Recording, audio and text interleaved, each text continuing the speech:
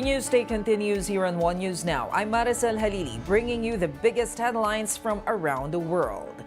Over 40 people, migrants, are feared dead following a shipwreck off southern Italy last week.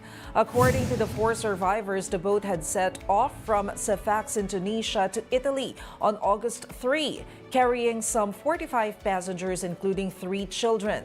It capsized and sank after being hit by a big wave.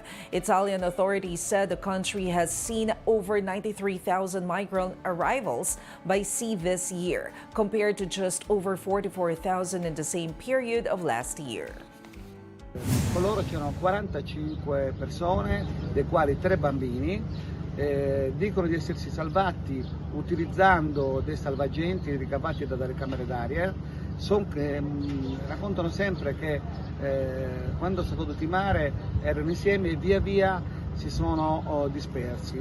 Con loro sono rimasti 4 persone, forse qualcuno in più perché raccontano non è molto chiaro.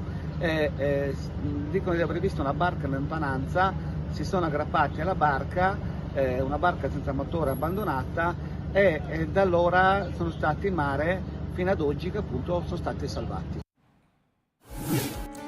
Over in Hawaii, at least 6 people were killed after a wildfire razed Maui on Wednesday.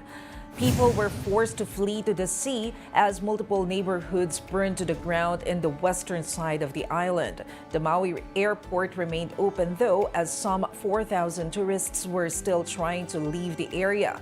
The U.S. National Weather Service said the fires were fueled by a mix of dry vegetation and low humidity. It was also aggravated by strong winds from a distant hurricane. Typhoon Khanun pounds several parts of Japan and South Korea with heavy winds and rains. Japan's meteorological agency issued weather warnings to the southern and western parts of the country. Trains and flights were canceled in the island of Kyushu just as thousands of people prepared to travel during the peak summer holiday season. Flights were also canceled in South Korea as Typhoon Khanun storms into Jeju Island. Officials earlier evacuated more than 30,000 scouts from their campsite for the World Scout Jamboree. Khanun is expected to make landfall in the port city of Dongyong on Thursday. We'll be back with more stories after the break. Keep it here on One News.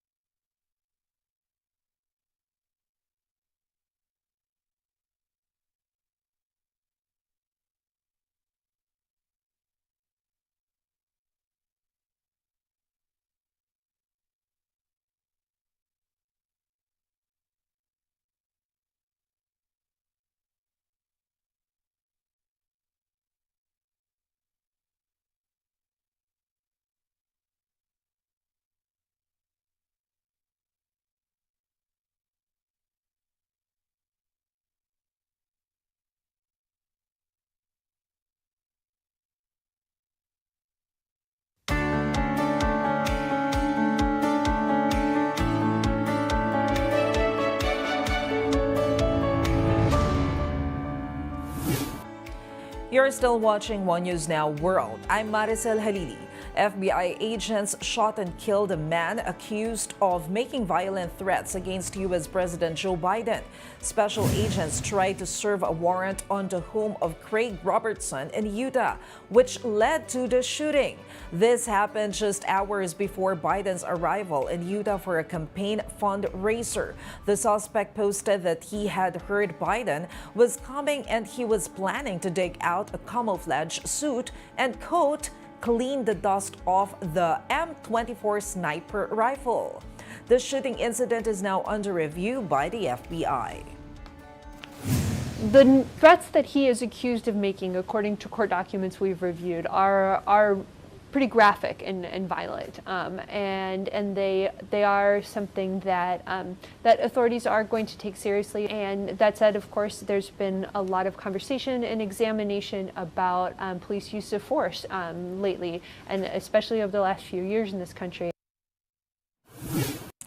The special counsel investigating Donald Trump obtains a search warrant for his Twitter account. Twitter, now known as X, however, delayed complying to the warrant, which was served earlier this year. With this, an unidentified judge ruled to hold the company in contempt and imposed a fine of $350,000. The ruling said Twitter had raised First Amendment concerns about a non-disclosure order issued over the warrant. On his social media site, Trump said the Justice Department secretly attacked his Twitter account. While his tweets are publicly viewable, the company also holds non-public information on accounts like direct messages. Last week, Trump pleaded not guilty to charges related to plotting to overturn his election laws. Barbie may be barred from painting Lebanon's theaters pink as the government moves to ban the movie. The Lebanon's culture minister said the film was found to promote homosexuality and sexual transformation. The movie was also said to contradict values of faith and morality by diminishing the family unit. Meanwhile, Kuwait has also banned the Barbie movie along with the film Talk to Me. According to Kuwaiti state news agency, the ban seeks to protect public ethics and social traditions. And those are the top world headlines of the hour. Join us again at 9:45 a.m. as we continue to monitor today's biggest stories. I'm Maricel Halili. We are One News, all sides, all the time.